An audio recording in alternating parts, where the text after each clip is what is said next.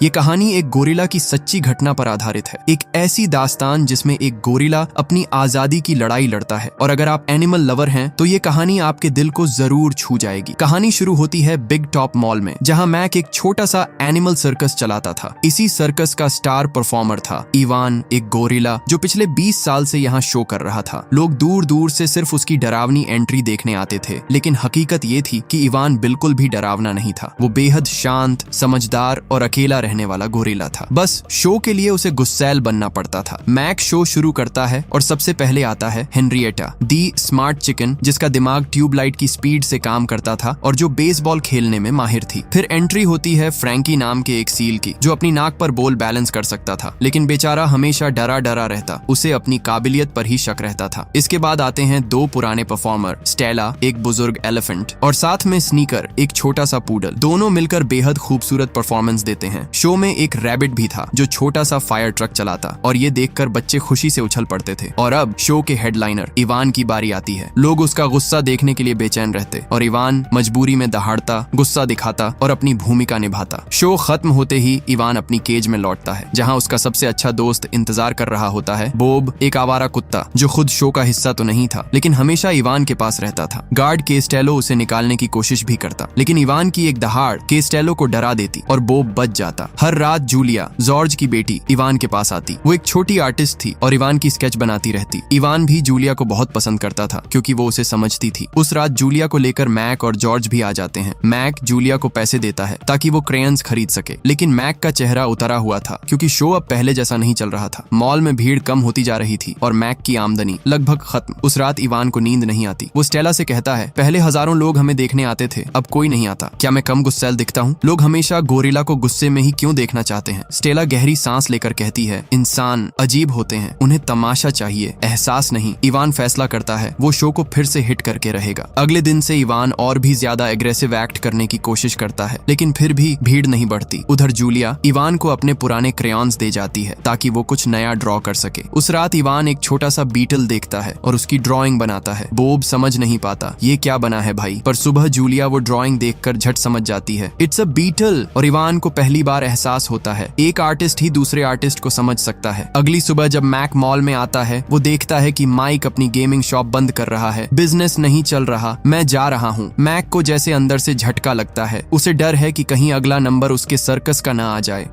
अगले दिन Bob sneaker के रूम में उसका बचा हुआ खाना खा रहा होता है। स्नीकर उसे बताता है, आज शो नहीं होगा, मैक एक नया जानवर लेने गया है। बोब ये सुनकर जैसे पागल हो जाता है, वाह, हमारे शो में नया मेंबर आने वाला है। थोड़ी देर बाद ट्रक मॉल में आ जाता है जिसमें मैक नया एनिमल लेकर आया था, लेकिन जो भी अंदर था बाहर आने का नाम ही नहीं ले रहा था। आखिर मैक स्टेला को साथ लेकर ट्रक में जाता है और जैसे ही स्टेला उस जानवर को बाहर निकालती है, सभी की आंखें चमक उठती हैं। वो एक क्यूट बेबी एलिफेंट थी। मैक ने उसका नाम रखा रूबी। हर कोई उसे देखकर खुश हो जाता है क्योंकि बेबी एनिमल देखने लोग खुद ब खुद खींचकर चले आएंगे। मैक को यकीन था रूबी शो को फिर से हिट बना देगी। सिर्फ एक को छोड़कर इवान को नहीं समझ आता कि एक बच्ची हाथिनी शो कैसे बदल देगी। उसी रात रूबी इवान के पास आती है, क्या तुम मुझे अपनी कहानी सुना सकते हो? मुझे बेड टाइम स्टोरीज बहुत पसंद है। लेकिन इवान उससे सीधे मुंह बात नहीं करता क्योंकि अब शो की नई हेडलाइनर वही बनने वाली थी। अगले दिन इवान जितना भी गुस्सा दिखाए, भीड़ अब उसे देखने नहीं आती। हर कोई सिर्फ रूबी को देखना चाहता था और जैसे ही रूबी स्टेज पर आती, लोग तालियों से स्वागत करते। उसकी मासूमियत, उसकी चाल सबको दीवाना बना देती। इवान ये सब देखकर उदास हो जाता है तो बोब उसे समझाता है, बच्चे हमेशा बच्चे नहीं रहते इवान, थोड़े दिन रुक जाओ, फिर तुम ही शो के स्टार बनोगे। शो के बाद जूलिया रूबी से मिलने आती है, लेकिन वह देखती है कि स्टेला अपने एक पैर पर ठीक से खड़ी भी नहीं हो पा रही। वो तुरंत अपने पिता जॉर्ज को बताती है। जॉर्ज और मैक मिलकर स्टेला की जांच करते हैं, पर उन्हें भी समझ नहीं आता कि दिक्कत है क्या। मैक अंदाजा लगाता है, शायद इन्फेक्शन है, कल वेट को बुलाऊंगा, आज रात तुम इसे खाने में एस्पिरिन मिलाकर दे देना। रात में स्टेला रूबी को नहलाती है, फिर उसे सोने से पहले एक स्टोरी सुनाती है। इवान भी अपने केज से बाहर आकर सुनने लगता है। स्टेला कहती है, जब मैं छोटी थी, मैं अपने मम्मी पापा के साथ जंगल में रहती थी। एक दिन पानी खोजते हुए मैं एक गड्ढे में गिर गई, मैं फंस गई थी। तभी एक छोटी लड़की ने मेरी आवाज सुनी और गांव वालों को बुलाकर मुझे बचाया। बोब को यकीन ही नहीं होता, क्या इंसानों ने मदद की थी? स्टेला मुस्कुराकर कहती है, हर इंसान बुरा नहीं होता बोब। रूबी मासूमियत से पूछती है, आंटी स्टेला, जंगल में तो सभी सभी जानवर आजाद होते हैं, क्या हम कभी आजाद होंगे? स्टेला कहती है, इस शहर में बहुत से जूज हैं जहाँ जानवर खुले में आजादी और शांति से रहते हैं। एक दिन हम भी वहाँ होंगे। रूबी सो जाती है, लेकिन उसकी बातों से इवान का दिल भारी होने लगता है। अगले दिन मैक सबको शो के लिए तैयार होने को कहता है, पर जॉर्ज बताता है स्टेला परफॉर्म नहीं कर सकती, उसकी हालत बहुत खराब है। मैक जल्दी फैसला लेता है, आज रूबी अकेले शो करेगी। रूबी ये सुनकर डर जाती है। स्टेज पर जाने की बारी आती है तो उसके पैर कांपने लगते हैं। इवान उसे हिम्मत देता है, बाहर बहुत से बच्चे तुम्हें देखने आए हैं, उन्हें तुम्हारी जरूरत है, डरो मत।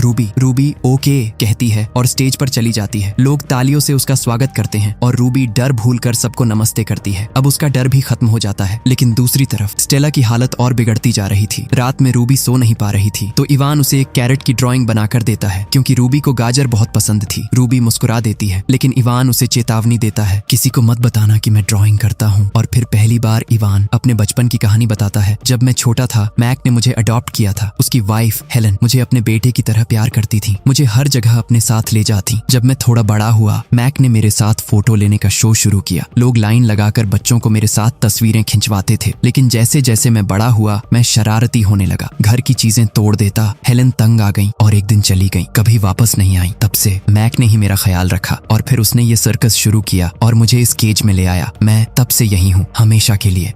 रूबी को कहानी सुनते सुनते नींद आ जाती है। स्टेला धीरे से इवान को बुलाती है, इवान मेरा समय अब खत्म हो रहा है, मैं बस तुमसे एक वादा चाहती हूँ, रूबी का ख्याल रखना, उसे वो जिंदगी देना जो मुझे कभी नहीं मिली। मैं नहीं चाहती कि रूबी भी मेरी तरह पूरी जिंदगी एक केज में कैद रहे। इवान की आंखें भर आती हैं। वो कहता है, मैं वादा करता हूँ, और कुछ ही पल में स्टेला हमेशा के लिए चली जाती है। इवान अंदर से टूट जाता है। अगले दिन सब जानवर स्टेला की मौत से दुखी होते हैं। अब स्टेला के बिना मैक रूबी को ट्रिक्स सिखाने में लग जाता है, लेकिन रूबी अभी बच्ची थी, वो धीरे धीरे सीख रही थी। पूरा दिन बीत जाता है, फिर भी वह अपना पैर ठीक से उठा नहीं पाती। जूलिया समझ जाती है कि रूबी थक चुकी है। वो कहती है, डैड उसे आराम चाहिए, लेकिन मैक को जल्द से जल्द शो चालू करना था, इसलिए वो रूबी से सख्त हो जाता है। ये देखकर इवान के अंदर गुस्सा उठता है। रूबी भी घबरा जाती है और डर के मारे छींक देती है, जिससे मैक की विग उड़कर गिर जाती है। सबको पता चल जाता है कि मैक विग पहनता है। शर्मिंदगी में मैक वहाँ से चला जाता है। इवान तय कर लेता है, अब रूबी को यहाँ से निकालना ही होगा। इवान क्रेयॉन से की ड्राइंग बनाता है ताकि जूलिया उसे समझकर केज की चाबी ला सके। अगले दिन जूलिया आती है। इवान उसे ड्राइंग देता है। मैक भी वो ड्राइंग देख लेता है। उसे तो कुछ समझ नहीं आता, लेकिन उसके दिमाग में नया आइडिया आता है। अगर मैं दुनिया को बता दूं कि इवान ड्राइंग बना सकता है तो शो फिर से फेमस हो जाएगा। वो तुरंत मीडिया को इवान के ड्राइंग फुटेज भेज देता है। लोगों की भीड़ उमड़ पड़ती है। सब इवान की कला देखने आए थे। मैक खुश है, लेकिन इवान नहीं, क्योंकि वो रूबी को आजाद करना चाहता है, न कि सबके सामने कला दिखाना। इसलिए जब मैक उसे सबके सामने ड्राइंग करने को कहता है, इवान मुंह बनाकर इनकार कर देता है। पूरे क्राउड के सामने मैक की बेइज्जती हो जाती है। शो खत्म होते ही मैक गुस्से में इवान को डांटता है। फिर उसे बोब दिखाई देता है, जो केज के अंदर सो रहा था। मैक केस्टेलो को आदेश देता है, इस आवारा कुत्ते को बाहर निकालो। केस्टेलो जाल लेकर बोब को पकड़ने आता है, लेकिन यहीं से इवान को एस्केप का तरीका सूझता है। केस्टेलो जैसे ही केज में आता है, इवान उसे जोरदार दहाड़ मारकर बेहोश कर देता है और उल्टा उसे ही केज में बंद कर देता है। इवान कहता है, रूबी अब हम यहाँ से निकल रहे हैं। रूबी खुशी से उछलती है, लेकिन कहती है, हमें बाकी जानवरों को भी साथ लेना चाहिए। इवान मुस्कुराता है, हाँ हम सब साथ चलेंगे। इवान सब जानवरों को लेकर मेन गेट तोड़ देता है और सब मिलकर रोड पार करके जंगल की तरफ भागते हैं। रास्ते में मर्फी का ट्रक कीचड़ में फंस जाता है। एक कार उसे कुचलने वाली होती है, लेकिन इवान उसे बचा लेता है। सब जानवर जंगल की तरफ भागते हैं और इकट्ठा होकर खुशी मनाने लगते हैं। उधर केस्टेलो मैक को फोन करके बताता है, सारे जानवर भाग गए। मैक मॉल पहुंचता है और सामने जंगल देखकर समझ जाता है वे सब उधर ही गए होंगे। इवान और उसके दोस्त जंगल में पहुंचते हैं। सबको लगता है अब आजादी मिल गई, लेकिन थोड़ी दूर जाकर पता चलता है जंगल बहुत छोटा है, पानी भी नहीं, सब कुछ सूखा और वीरान। सभी जानवर उदास हो जाते हैं। तभी मैक वहां पहुंच जाता है। इवान गुस्से से दहाड़ता है, लेकिन मैक शांत होकर कहता है, इवान रूबी यहाँ सुरक्षित नहीं है, ये जंगल असली घर नहीं है। इवान ये सुनकर रुक जाता है। वो रूबी को देखता है जो डरी हुई उसके पीछे छिपी है। रूबी की खातिर इवान मान जाता है और सब वापस मॉल लौट आते हैं। इवान रूबी से माफी मांगते हुए कहता है, मैं तुम्हें असली जंगल नहीं दिखा सका, मुझसे गलती हो गई। रूबी मासूमियत से पूछती है, इवान असली जंगल होता कैसा है? इवान गहरी सांस लेकर अपना बचपन याद करने लगता है। जब मैं पैदा हुआ था, मेरे मम्मा पापा मुझे मड कहकर बुलाते थे, क्योंकि मैं हमेशा मिट्टी से कुछ न कुछ ड्रॉ करता रहता था। जब बाकी गोरिल्ला पेड़ों पर झूलना और फल तोड़ना सीख रहे थे, मैं जमीन पर बैठा हुआ घंटों अपने उंगलियों से ड्रॉ बनाता रहता था। पापा जानते थे मैं अलग हूँ, इसलिए वो मुझे मजबूत और डरावना बनना सिखाते थे, ताकि मैं जंगल में मैं अपना बचाव कर सकूं। मेरी एक छोटी बहन भी थी, टैग। वो बहुत प्यारी थी। हम दोनों हर वक्त साथ रहते थे। लेकिन एक दिन जब मैं चुपचाप ड्रॉ कर रहा था, शिकारी जंगल में घुस आए। सब गोरिल्ला पेड़ों पर चढ़कर भाग गए, लेकिन मुझे ये कौशल नहीं आता था। मेरे पापा ने मुझे अपनी जान पर खेलकर पेड़ पर चढ़ाया, पर शिकारी ने उन्हें मार डाला। उस दिन मैंने अपना परिवार आखिरी बार देखा था। रूबी और बोब दोनों इमोशनल हो जाते हैं। इवान आंसू रोककर कहता है, इसलिए मैं नहीं चाहता कि तुम भी मेरी तरह पिंजरों की कैद में पलो। अगले दिन जूलिया इवान के लिए वाटर कलर्स लेकर आती है। वो कहती है, इवान, कल रात मैं भी सुन चुकी हूँ कि तुम भागने की कोशिश कर रहे थे। मुझे पता है कैसा लगता है कैद में रहना। मेरी मॉम भी बीमार हैं और एक कमरे में बंद रहती हैं। इसीलिए मैं ड्रॉ करती हूँ, क्योंकि ड्राइंग में मैं अपनी दुनिया वैसी बना सकती हूँ जैसी मैं चाहती हूँ। वो अपनी मॉम के साथ पिकनिक वाली ड्राइंग दिखाती है। एक दिन मॉम बिल्कुल ऐसी ही ठीक हो जाएगी। जूलिया के जाने के बाद इवान को एक आइडिया आता है। वो जूलिया के दिए रंगों से